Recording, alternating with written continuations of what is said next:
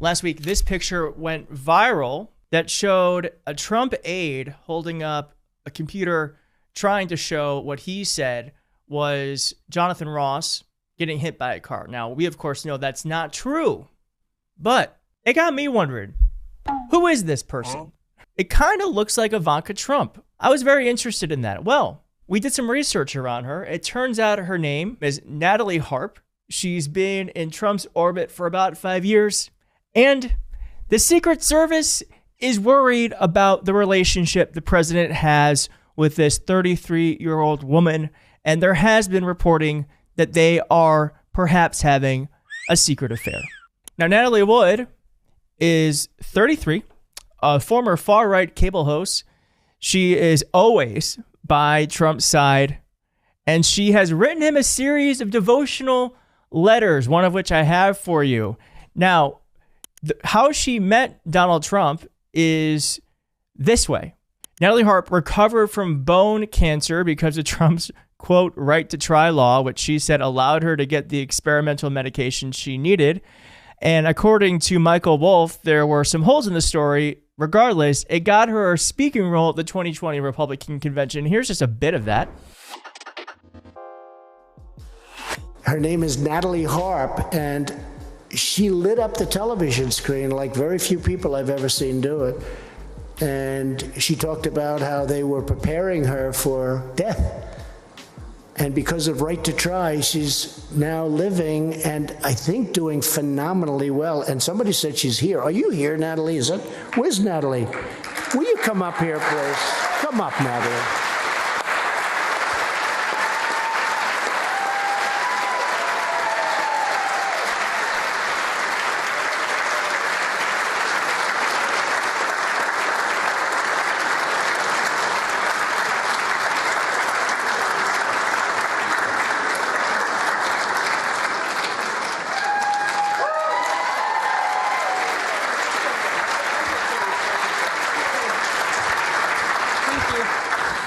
Thank you, Mr. President.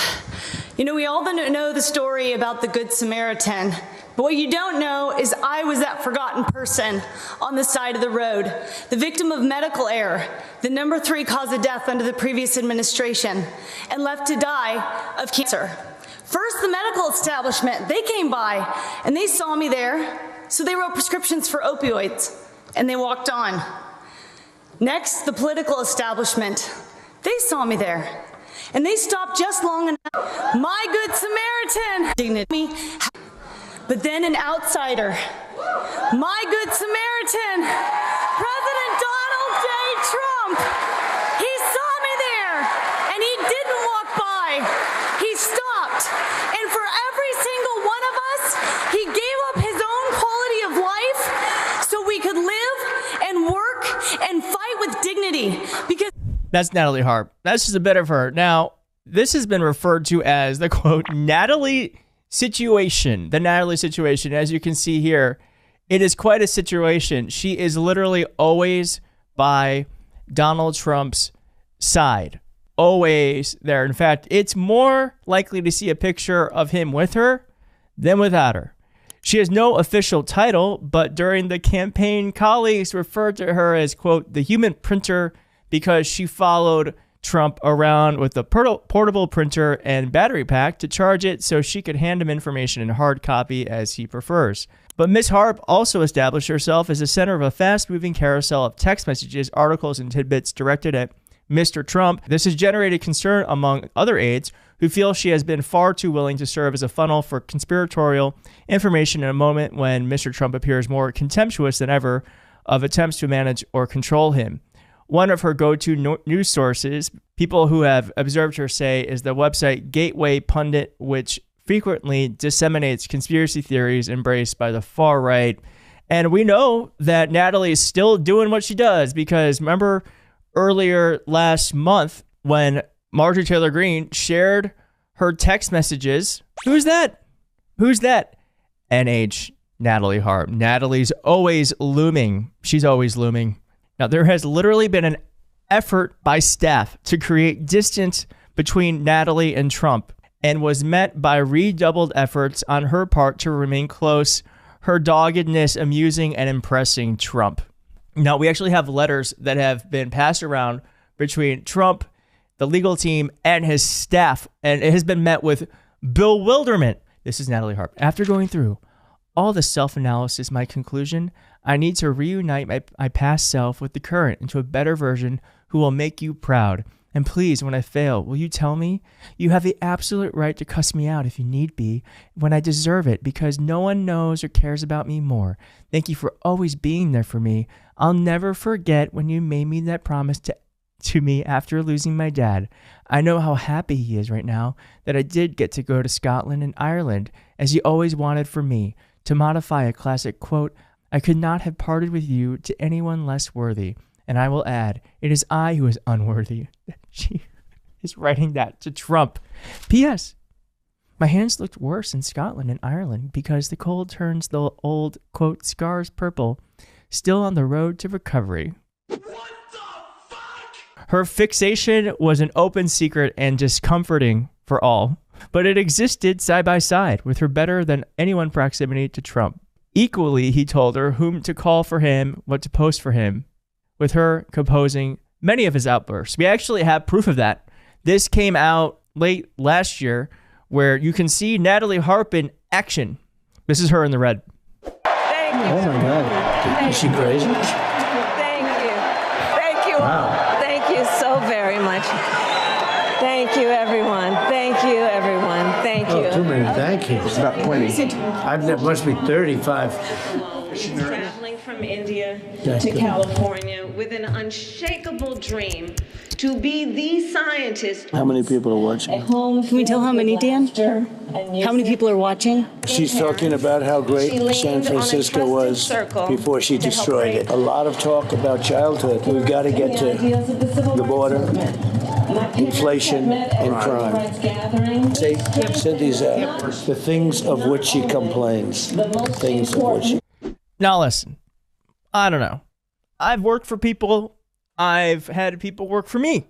That feels a little comfortable. That feels a little comfortable to these two eyes, okay? It feels a little comfortable to me. Now, Trump has said of Natalie is so quick. She's so great, you guys. Just don't like her because she's so fast and so good. Blah, blah.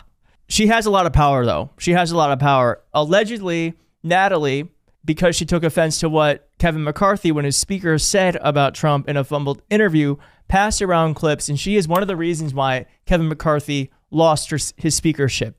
So there's a woman who is super close to Trump, is basically a gateway for Trump. The Secret Service is on record saying that they are freaked out by the adoring aide. The Secret Service has been concerned about a devoted female Trump aide to the point where they consider her, quote, a potential danger to herself as well as the president, according to a report. And according to more reporting, Trump had an avuncular and flirtatious relationship with the attractive women who worked for him, whom the president has referred to as Charlie's Angels. In other letters, Natalie Harp said this: "You are all that matters to me," she wrote in letters given to the New York Times. And the letters' authenticity were confirmed by two people. So this is real. How has no one talked about this? You're all that matters to me. I don't ever want to let you down, Miss Harp wrote, thanking Mr. Trump for being her, quote, guardian and protector in this life. In another letter, she told Mr. Trump that she wanted to get back to, quote, that synergy she used to have with him, where, quote, we talk about everything and nothing. I want to bring you joy, she said, to feel like we can get through a day without ever having to talk work. Now, Trump has dismissed concerns about Miss Harp, whom he calls sweetie and treats like a daughter, according to people close to him. Well, let's just remind folks what it means to be treated like Trump's daughter. What's the favorite thing you have in common with your father? Either real estate or golf. Donald, with your daughter? Well, I was going to say sex, but I can't relate that. All right, so there's a lot of weirdness here. I think there's a lot of there. Clearly, there's a lot of smoke. Now, part of this reporting, too, has said that Donald Trump is post-sex. So who knows if Trump is trumping. but certainly something not so professional happening between these two. Those letters are super, super revealing. And I got to ask, what's Melania think of all this? Or does she not care? Because she's not there. Where's Melania? I guess she has a documentary coming out at the end of the month, which, by the way, we're not going to watch. But I do think this is important to talk about because as the right tries to be the party of morality, you have very strange things happening like this. And let me just remind you, too, this is just a group of weirdos. It's a group of weirdos. This is such a great example of that these are people who don't believe in anything. They try to be the party of morality, but they're not. They're a bunch of weirdos, psychopaths. And to me, this really is a story about the fact that Donald Trump is someone who can very much so be controlled. Now, we don't know what levers she is pulling, but certainly this woman, I think we need to explore more because obviously she's a lot more connected to all of this than we ever could have known. So let this just be the beginning of our investigation into Natalie Harp. It's not the end. And clearly there's some wacky stuff going on.